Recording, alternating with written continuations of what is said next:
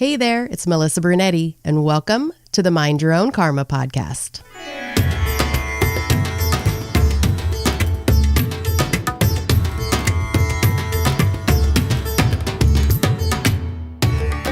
Hey there, Karma Crew. Thanks for joining me for another episode of Mind Your Own Karma, the Adoption Chronicles. Today, I have another author on the show, Edward Gangi. His book is called The Gift Best Given, and his story is a little different than what we normally hear of the adoptee journey. He had a self-proclaimed good adoption and never really thought about it. In fact, he went through some of his mother's papers and found out he was adopted and admits it really didn't bother him throughout his life and that him and his parents never had a discussion about it. It wasn't until he approached his 69th birthday that he began to search for the identity of his birth mother. His journey and the many surprising discoveries he made as he searched are recounted in his memoir, The Gift Best Given. The compassion and grace that he shows throughout his journey in the book and even on the podcast as he was being interviewed is pretty amazing.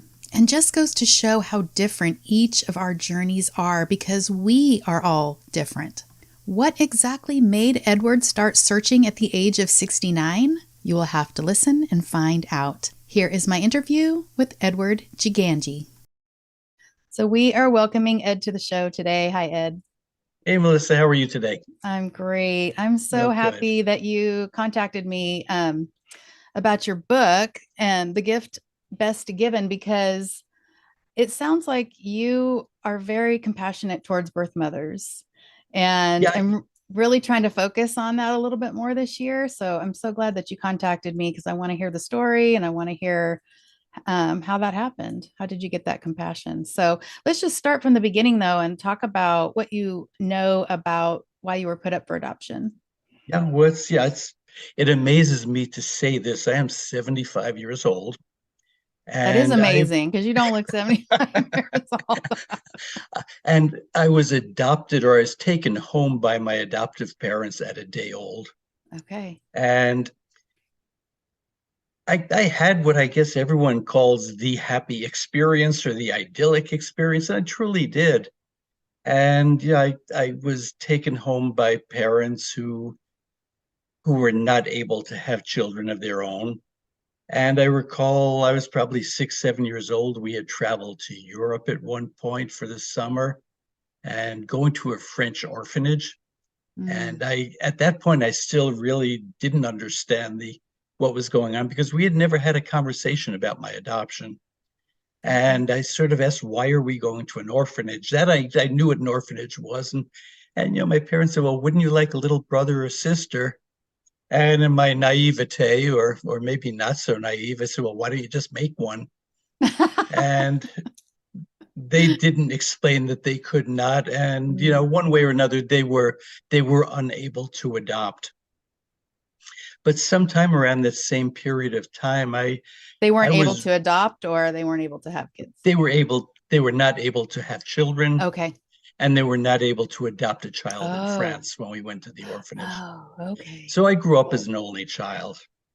And sometime in that 6, 7, 8-year-old period, my parents had a kind of a big fireproof box that they had their insurance policies in and the deed to the house and all the valuable papers. And, where some kids go looking in mom's underwear drawer or dad's liquor cabinet. I don't know. I decided to go through the papers in the box, and I found a folder that had my mother's name on it.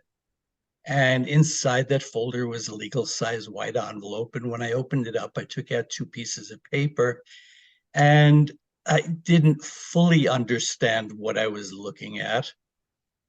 But in my gut, I had a feel what they meant. One turned out to be my amended birth certificate, and the other turned out to be my adoption decree. Wow. And I remember looking at that, and it had my parents' names on it. It had the name of their attorney, and for the life of me, I cannot figure out why I recalled the attorney's name, but it's never left me. And there was another name on it, and I just kind of looked at it and said, gee, wonder who that was, and put the papers back in the box, put the box away, and never asked my parents about it. And remember, this is back in 1948. well, the adoption was 1948, so it was the very earliest part of the baby scoop era. Mm-hmm. And there was no science attached to teaching people, adoptive parents how to deal with your children. And, very shortly before my wife and I married, and it was not too long before my adoptive mother had passed away, my adoptive mother was telling my wife, well, when we adopted, the doctor told us what you need to do is hold your baby as much as you can, tell them you love them, and just say, you are a wonderful adopted baby and we love you.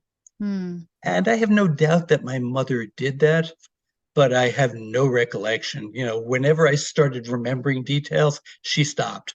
And I Mm. don't think that was intentional. But Yeah. so my dad died in the mid 1970s, my mother in the late 1980s. And we never, never, never had the conversation about my adoption.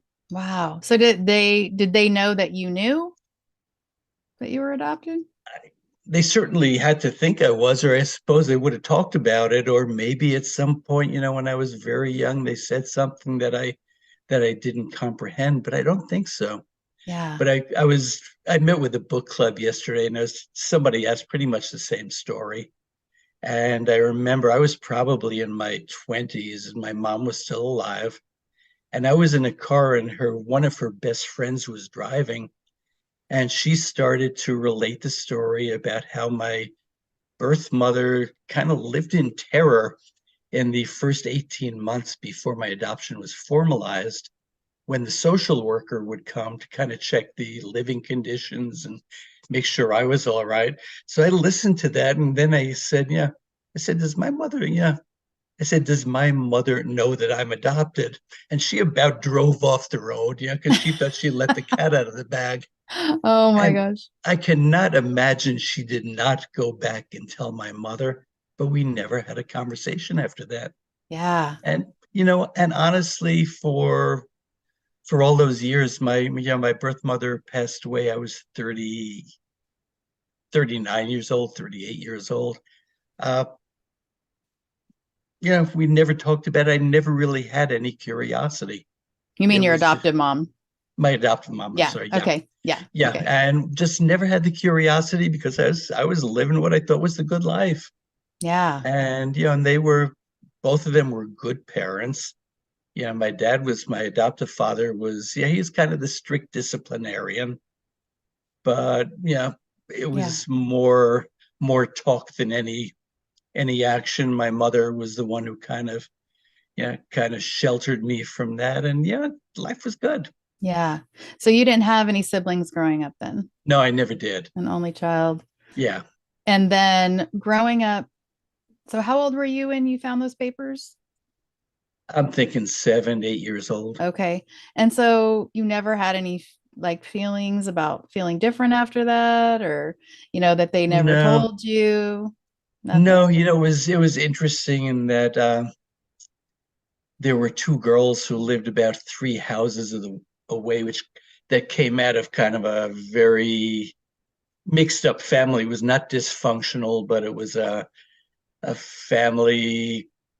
It was just kind of a mixed up family. And I Mm-hmm. I sort of, I looked at them and figured, okay, they're mixed up. If I'm mixed up, so be it. And there was another child down the block who I realized later had been adopted, but I don't think I, really connected or related to him because of adoption. But later on in my teens, there were probably a very small, select handful of people that I mentioned I was adopted to. And for the most part, it's okay. Yeah. And and I think, when you go out there and you talk about it, you'll find out there are a whole lot of people who are adopted. So it's really not a mystery to most people. Yeah. So grew up and went through life, and then one day you got the inkling to start searching. What kind of triggered that? Yeah, I waited till I was 69. I figured if I was going to wait, I would really wait. Thinking about who my birth mother may have been was kind of an annual event. About once a year, I would just think, I wonder who would have put me up for adoption. And then I just kind of went on with the rest of the year.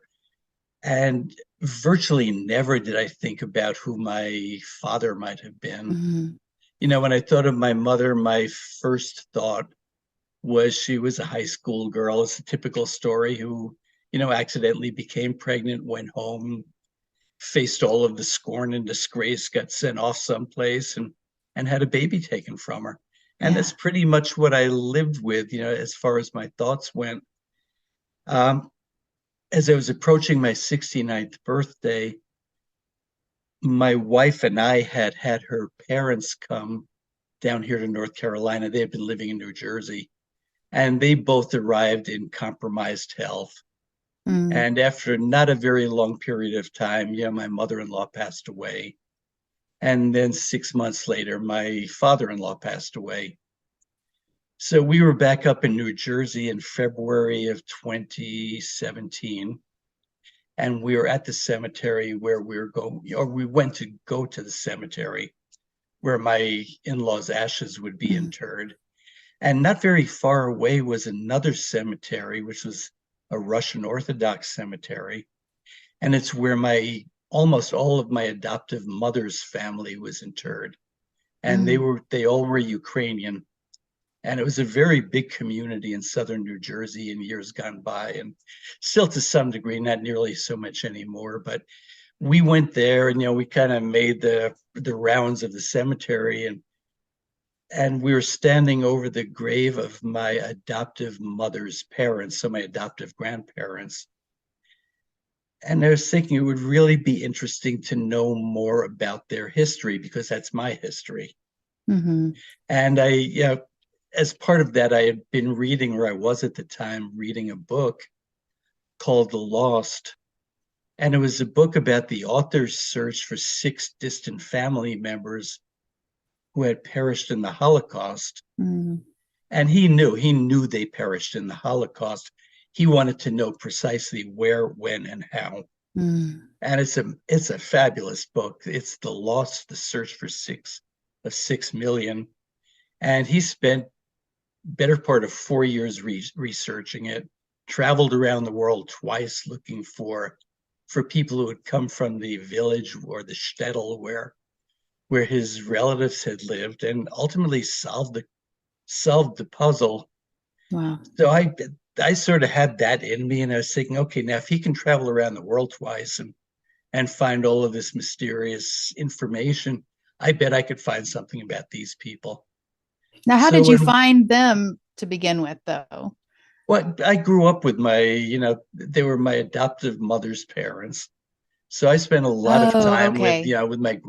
with my grandmother. My grandfather had died very early in my life. And Okay. I thought you were talking about your biological grandparents, no, but I'm this was your sorry. adoptive. Okay. This Okay. is all the Okay. adoptive family. Okay.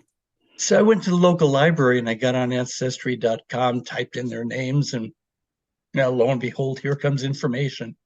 And they were living in a tenement in the Lower East Side of New York when they first got here, not a surprise.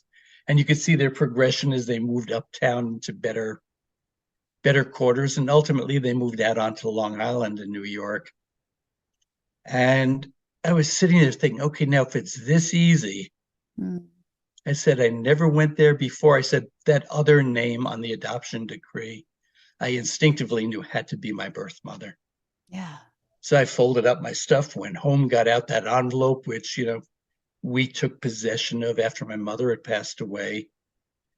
Took it out, and there was a name, it was my adoptive parents' names, the attorney's name, and this one other name, Genevieve Narowski.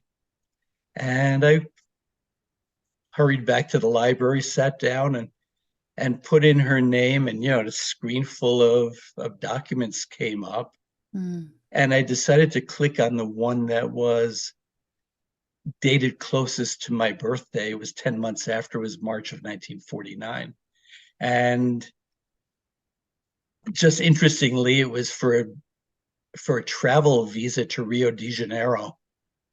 Oh, wow. And I said, okay, now what? And so it was kind of interesting. I was starting to wonder, why would a young woman who just had a child that she had to put up for adoption go to Rio? So I clicked on it, and up comes this document, all written in Portuguese, but but completed in English with her Okay. name, with her birth date. And the first thing I found out is she was not a high school girl. She was 23 years old when I was born. It gave her parents' names, it gave her address, and that address was probably a 10-minute bus ride from where I grew up. Oh, So wow. we were never separated by a great deal of distance. And the one really kind of perplexing piece, at least initially, was it listed her profession as an artista. Wow. And that, so I didn't know what kind of an artista.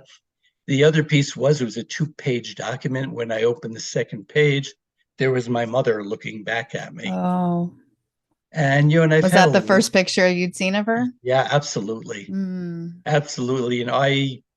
I've had a lot of revelations and a lot of surprises in the course of this journey, but that's still the biggest one. So, there's this face, and I'm kind of looking side to side to see if anyone is looking, and no reason anybody should care, but Right. it was very, very interesting. Wow. Did you see any So resemblance there? well, it's funny. I sent the picture back home via email, and when I got home, I told my wife, I want to show you a picture of my mother.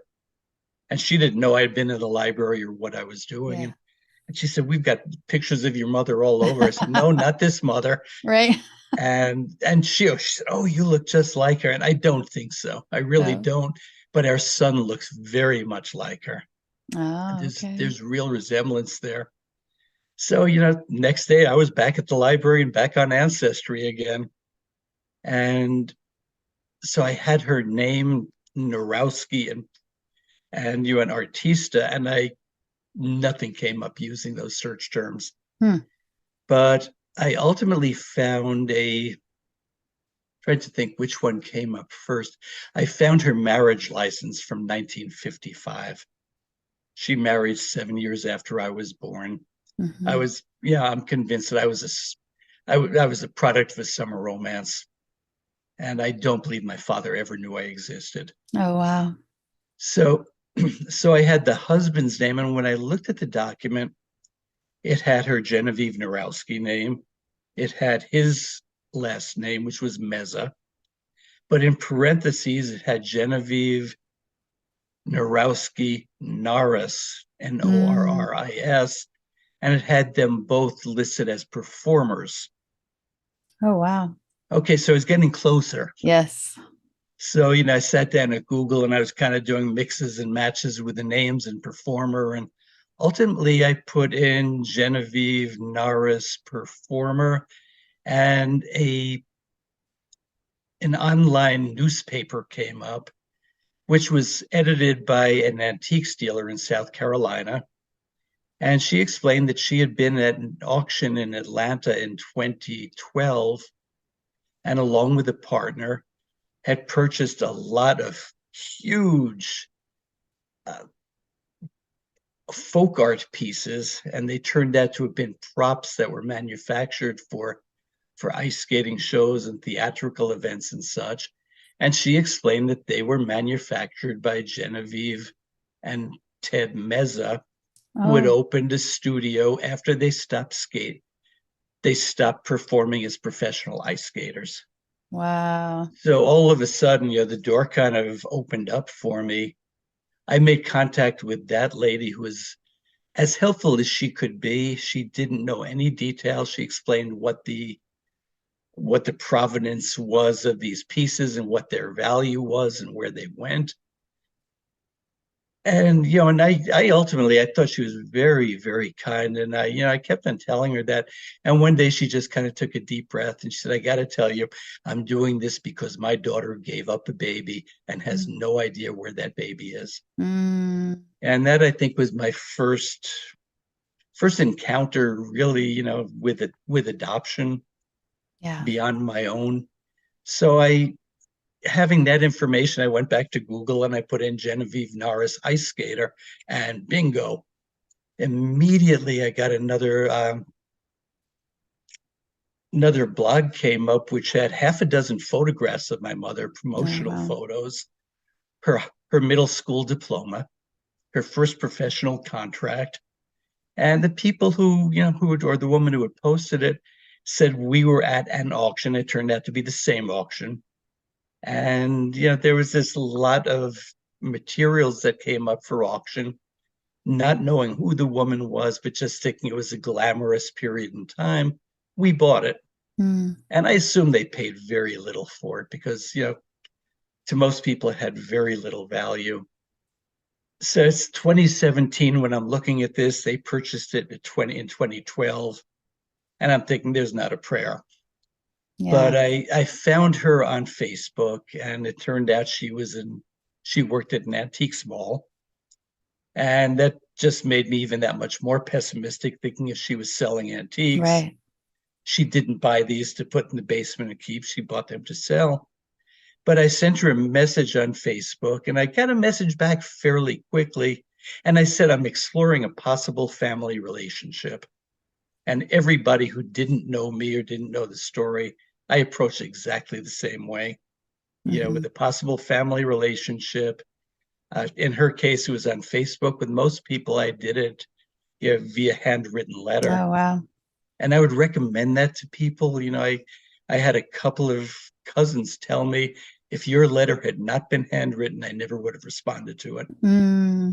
Just because it would have been too easy to just keep on, knocking out copies of a letter. So I reached out to her. She responded and said, well, that's really very interesting. I'm very busy now. I'm watching my grandchildren. Can I get back to you? And I said yes. And I sat by the telephone waiting for something to happen. And 7 days later, when she had not gotten back to me, I sent her a much more revealing message on Facebook, telling her my story. And within 5 minutes, the phone rang. And she said, I am so sorry. I just totally forgot. And she said, this is an amazing story. You need to come to Georgia right now. Which was kind of demanding. Right now. We were in the car and driving a week later, though. Oh, wow. It turned out they had saved all of these things or kept them. And we met them at our hotel down in downtown Atlanta.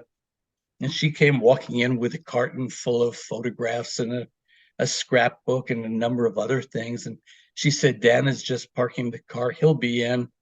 Dan came in about 5 minutes later with a shield and a sword, sort of like you would see on Teenage Mutant Ninja Turtles. And both of them are signed with my mother's signature. They were props that she had created. Oh, wow.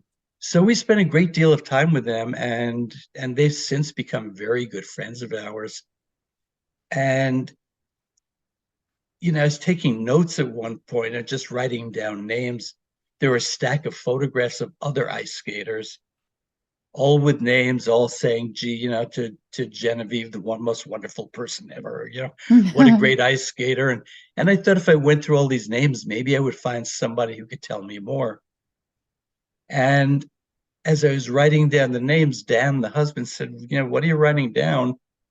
And I explained what I was going to do. And he shook his head no, and he just sort of like took his hands, pushed the box across the table. He said, this is all yours. He said, we've just been holding it for you. You don't need to write that down. So it was, it was one of many generous things that we experienced in doing this search.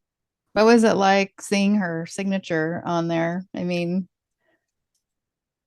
it was real neat. She had a very distinctive signature, but I sort of call it a 1930s signature because it was not terribly different than my adoptive mother's. I think, people back in the 20s and 30s and 40s, even the 50s, when you went to elementary school, they taught penmanship.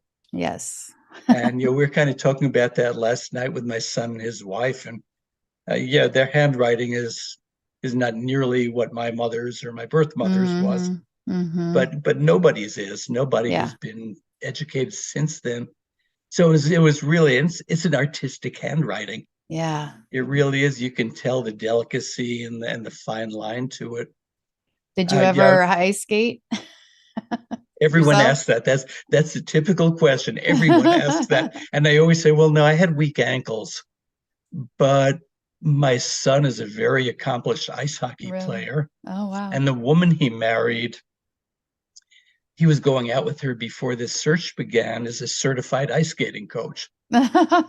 So, I tried to skate and could not. Yeah. I can't either. It skipped the genes skipped the generation. They're both very good skaters. How funny. I would tell you from that box of goodies, there was that stack of pictures from other ice skaters. I think the last one on the list was to the best roommate ever, love Izzy. Mm, And I said, if anyone's going to know anything about my mother, it certainly would be her. yeah. Her roommates. I went through every name. Could either I found out that they had passed away, or I could not locate them. Izzy, I found a obituary for her husband, and I kind of read through it. I wasn't sure, and then at the bottom it said, and his beloved wife of 60 years, 20 years with Ice Follies, and I said, that's it. There you go. But it still didn't say whether she was alive or not.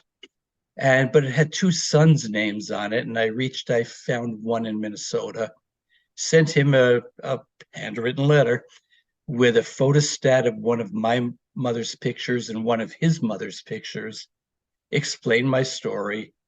And a week later, he called back and all enthusiastic. He said, Mom is still alive. I showed her the pictures and she's really excited. She wants to talk to you. Mm. And I was so happy, and he said, there's just one thing. And I said, what's that? He said, well, Mom's in a memory care facility. And he probably heard the air go out of me. Yeah. He said, but you know what? He said, Mom cannot tell you what she had for breakfast today, but she will tell you about every minute of 1947. And so I made contact with her. I called her. I was on the phone probably for about an hour with her. And I think Izzy at that point was 92 years old. Mm. And I kind of started my conversation with, I know this is really not fair to ask someone who's 92 years old about what happened in 1947. And you could sort of hear her suck in her breath. And she said, who told you I'm 92? I said, I said, am I wrong? And Yeah. she said, yes, I'm 87. Said, as a matter of fact, I'm 85. So we kind of left it at that. And we had a conversation that went for the better part of an hour. And I said something like, I said, if you would have us, I said, maybe sometime, we'll put together some airline miles and hotel points and come and visit you. And she was really pleased to hear that. And then toward the end of the call, she said, now, how old did you say you were? And I said, well, I'm 69. She said, well, I'm 65, So she was getting younger by younger. in great increments there. So was she able to tell you? We did go out and we visited with her. She told me a lot about my mother in terms of, I think, the nature and the kind of person she was, and why she was anxious to be roommates with her, why in the dressing room she wanted to sit beside her. She had no clue that my mother was pregnant at the time that they were roommates.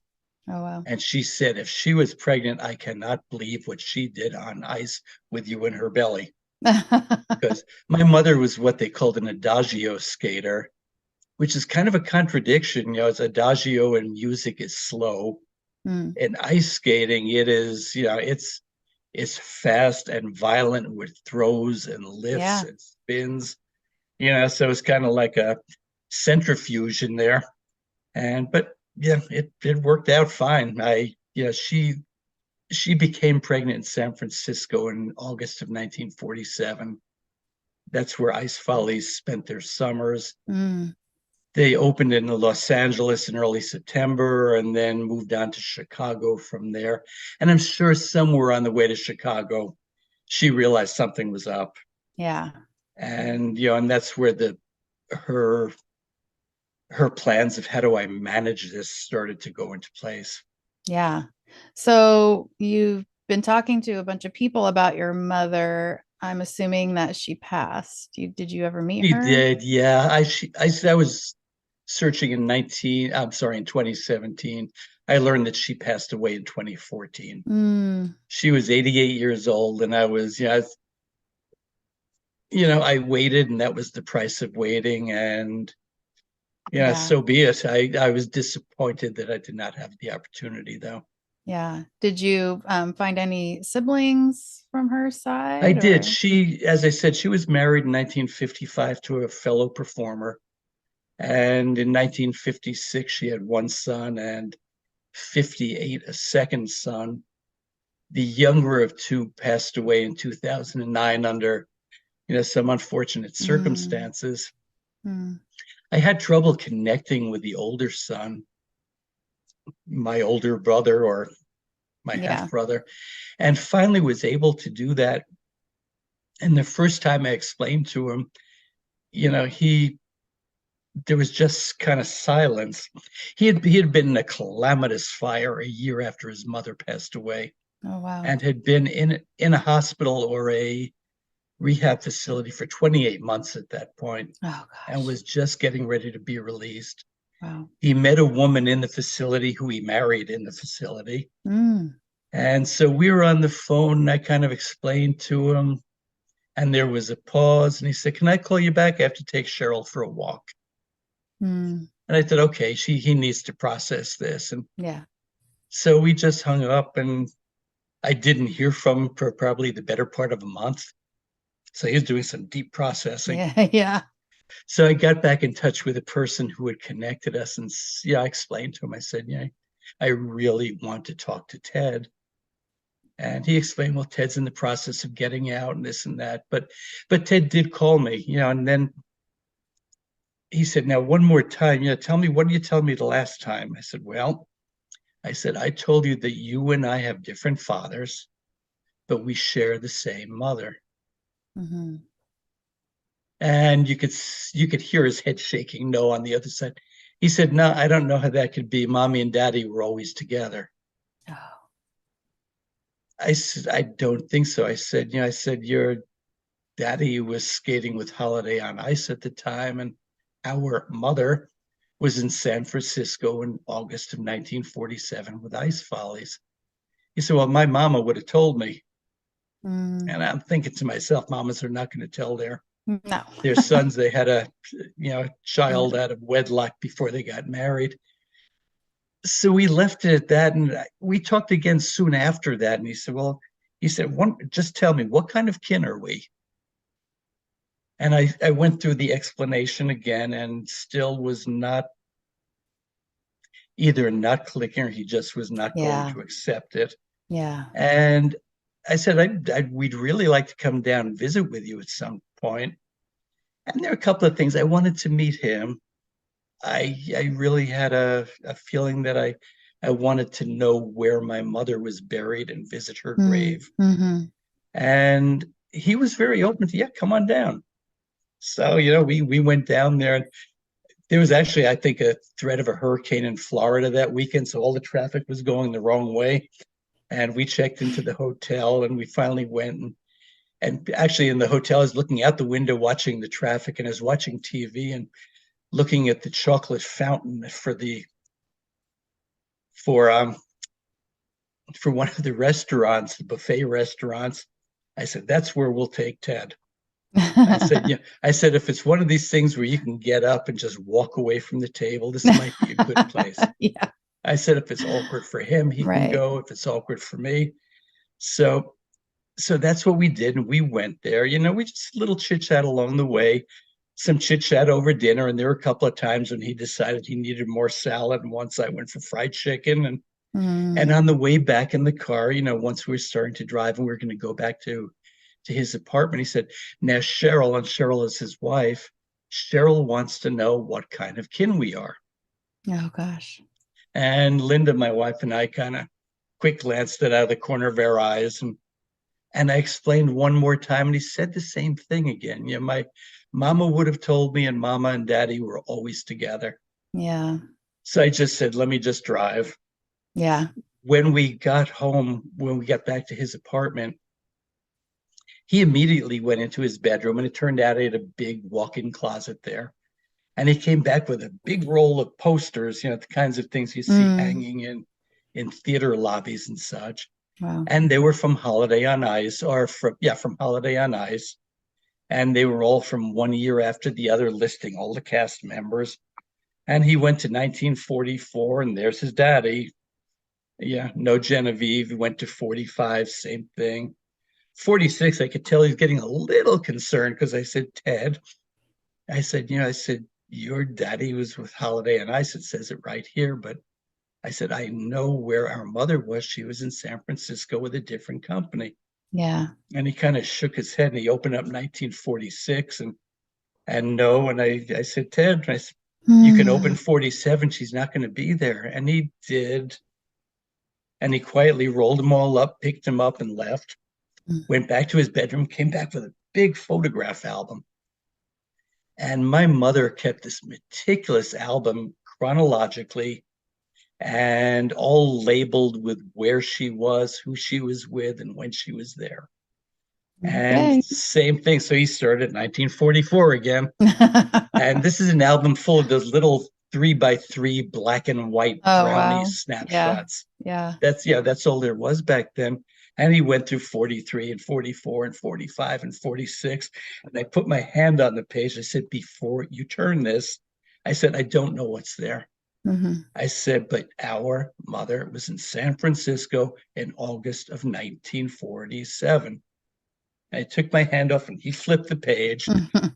And in the middle of the page was the only color photograph Oh, wow. in the entire album.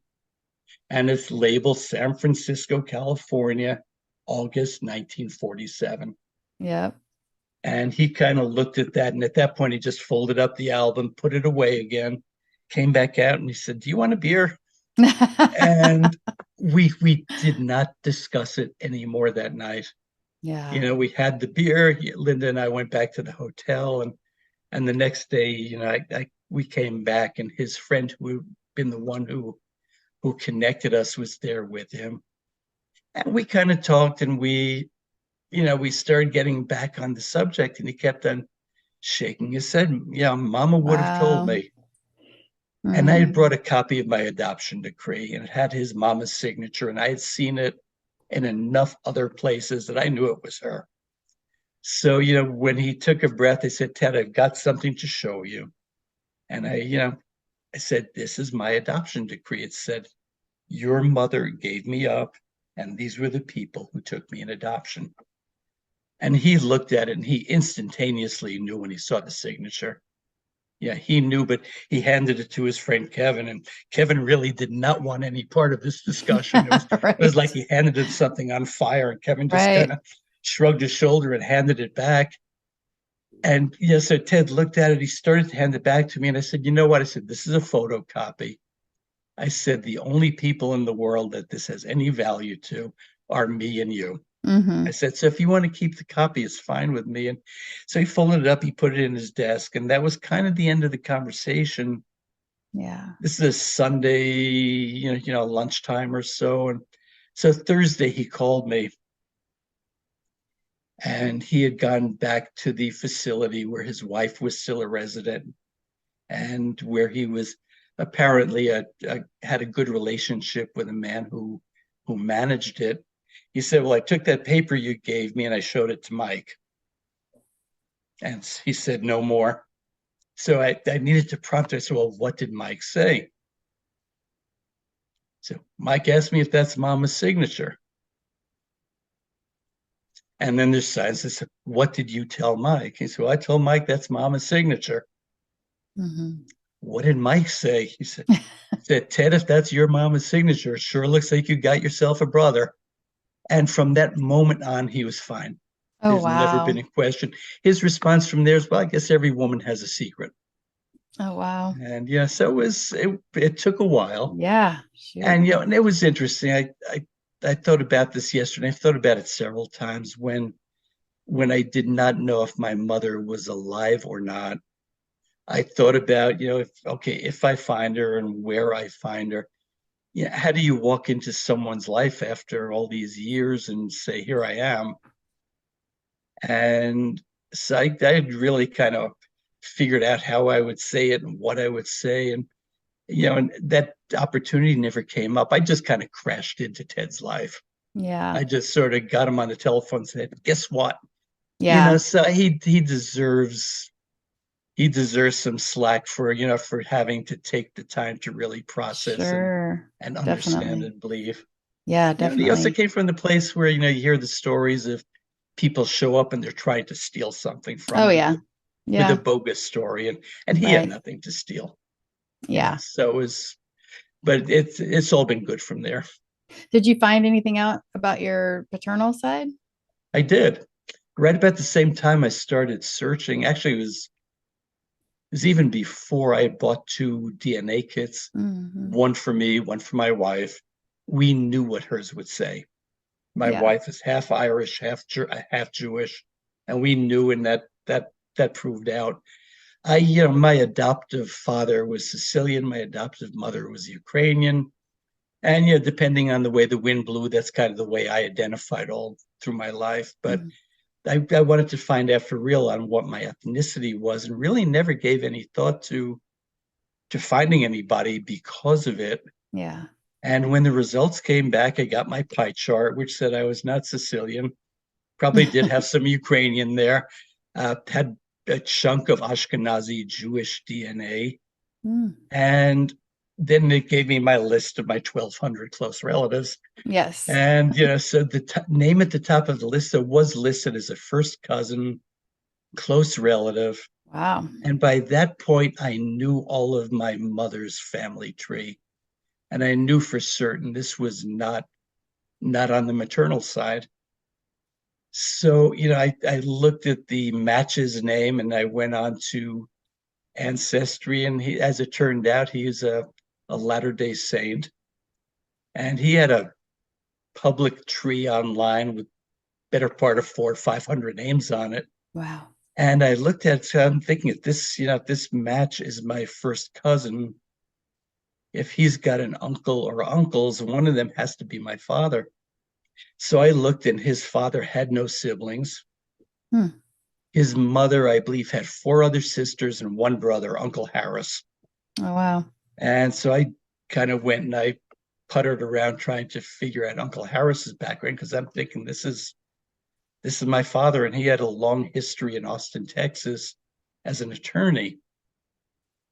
Hmm. So I'm thinking, okay, this is interesting. So I reached out to the person who I matched with, and I told him I'm really, kind of excited that, to find somebody, and this is what I've been up to since then. And he responded almost immediately and gave me a little bit of his background and said, yeah, I'm excited, that we've matched, and it'd be really interesting to pursue this.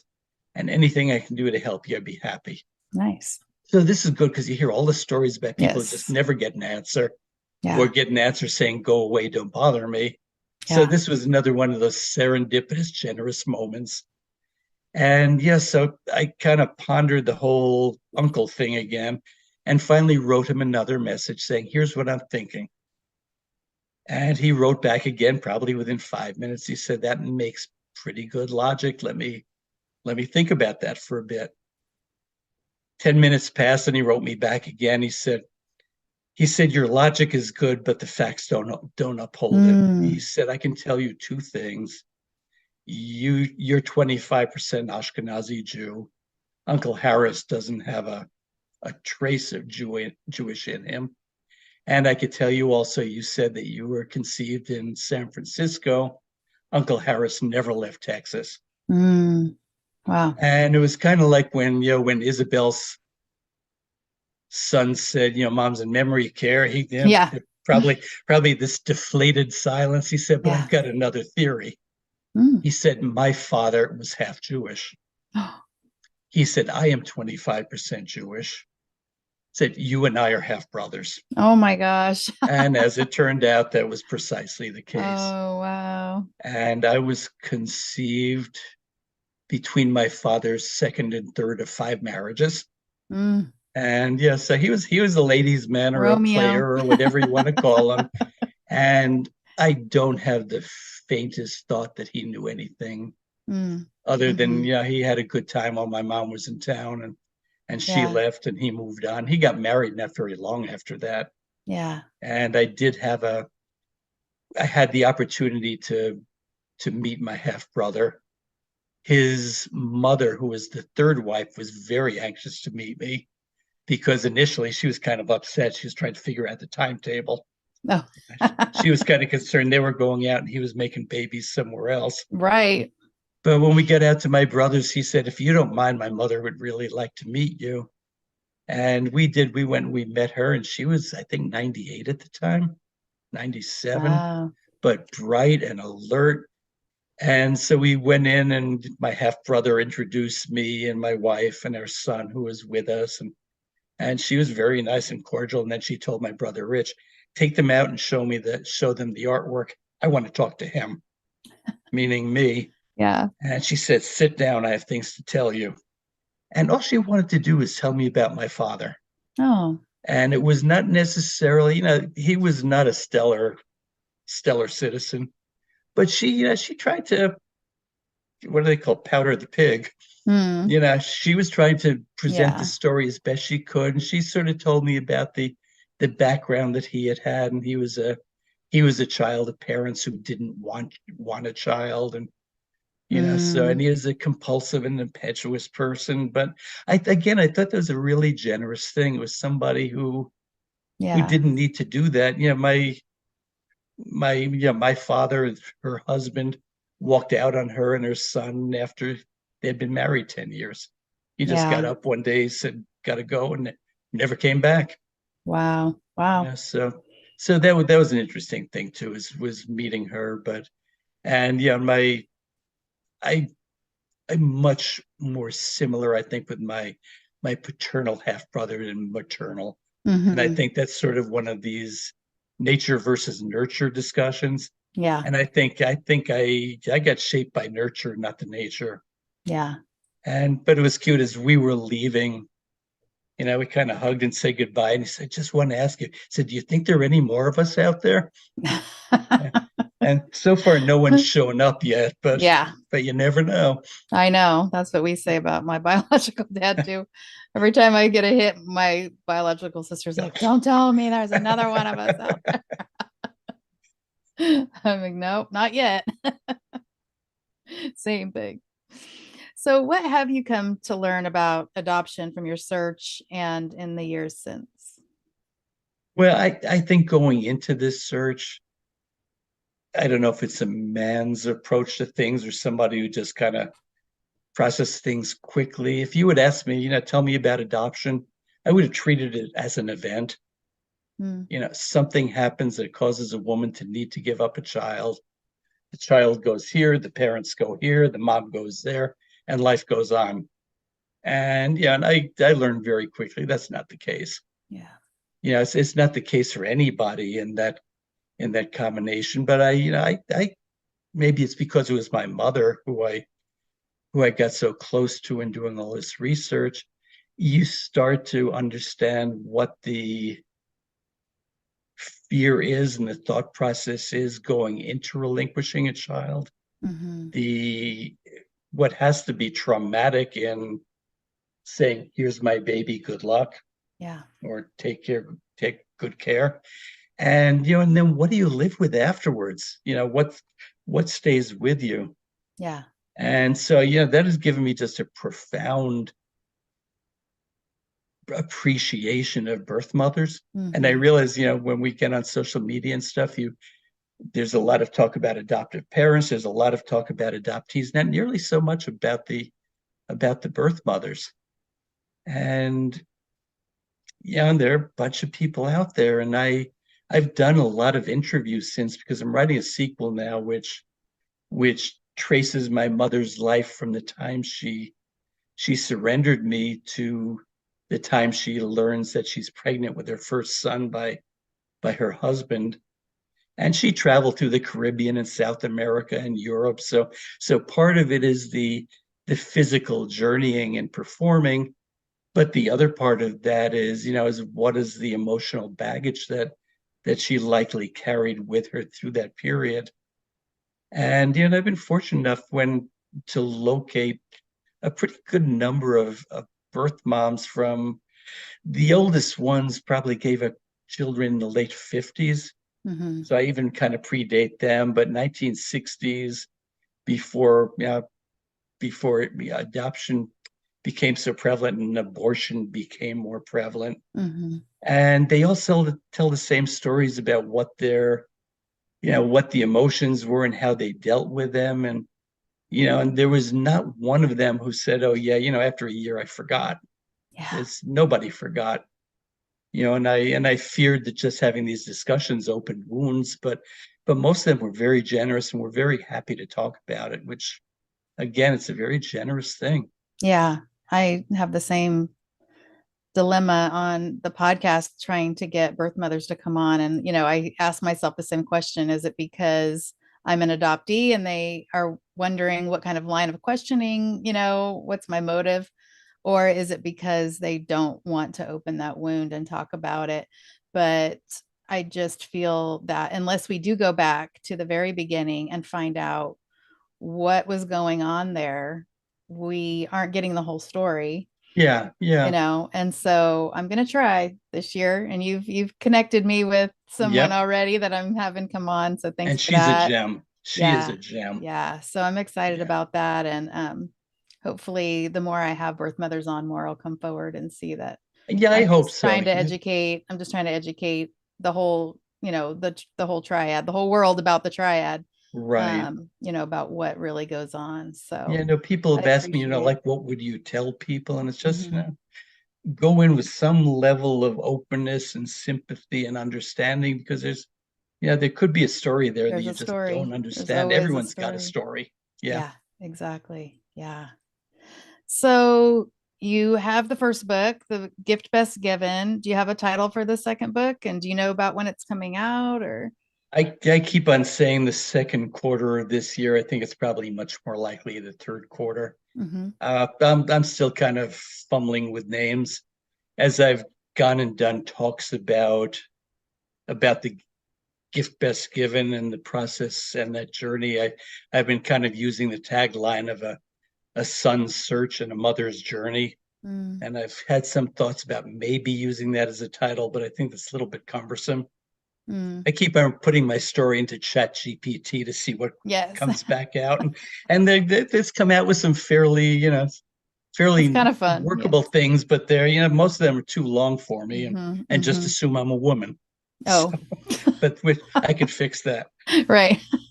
I could fix that though. But I've been having a good time. It's kind of written in two pieces, and my mother left a pretty good stack of handwritten notes, which she left for her son, which I think really is all she could give him at the time. And he was kind enough to let me copy them. So No, nice. it doesn't talk about my adoption. It doesn't talk about me, but it talks about where she was and kinds of things she was doing. So I've taken those and I've taken the interview results and stuff, and I'm starting to blend them. So, one piece will be my discussion, and the second piece will be Genevieve's diary entry. Mm. And so Wow. far it's worked nicely. It's a slow process because you're trying to put yourself in somebody else's head.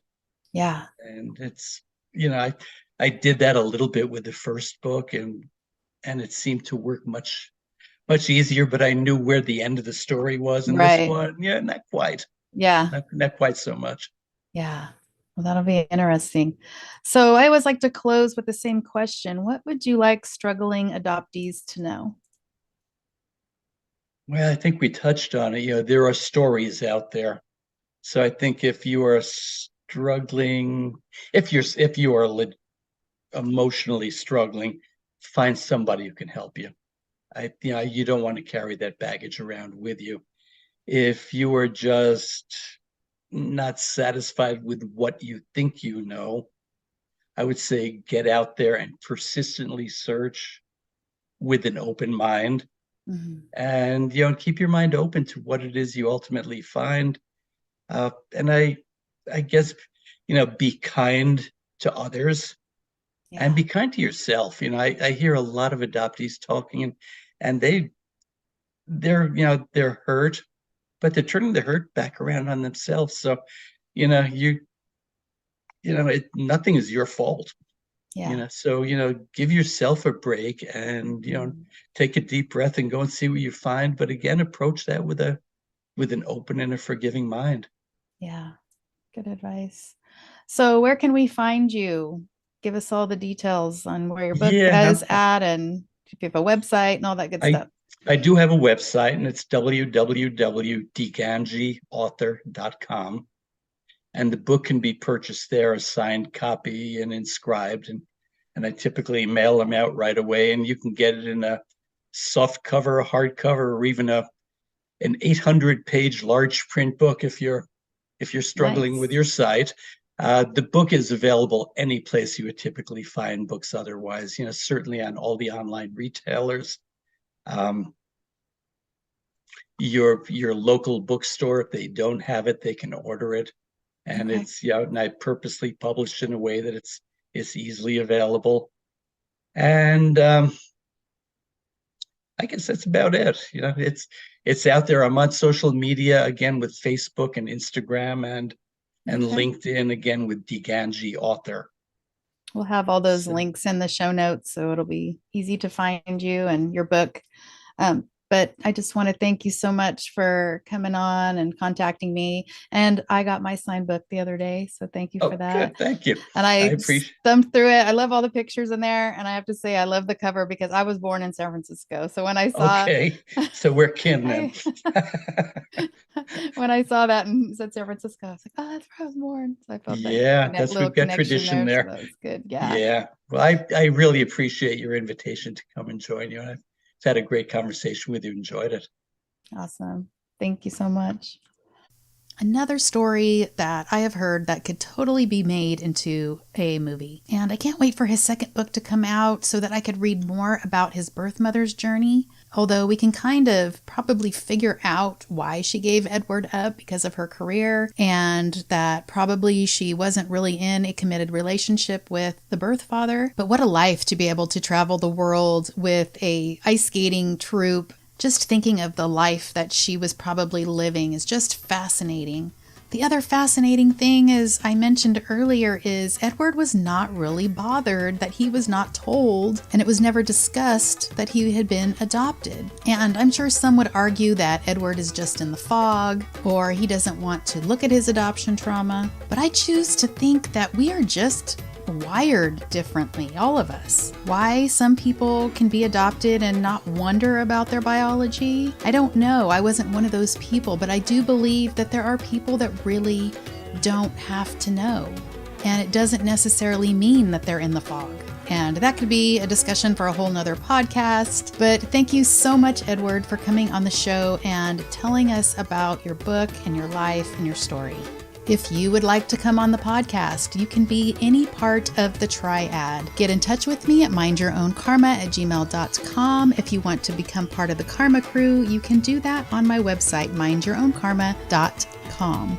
Get in touch with me. Let's get your story on the podcast. If you are unlike Edward and you are struggling with adoption trauma and everything that surrounds your journey, I can help. I am a Somatic Mindful Guided Imagery practitioner who uses light hypnotherapy, meditation, and guided imagery to help you create a life you love. Whether professional or personal, SMGI might be one of the numbers in your winning combination. Go to my website, somatic-healingjourneys.com, to find out more about me and this innovative somatic therapy. Thank you so much for joining me today. And as always, take what you need and leave what you don't. And always remember to mind your own karma. I'll see you next time.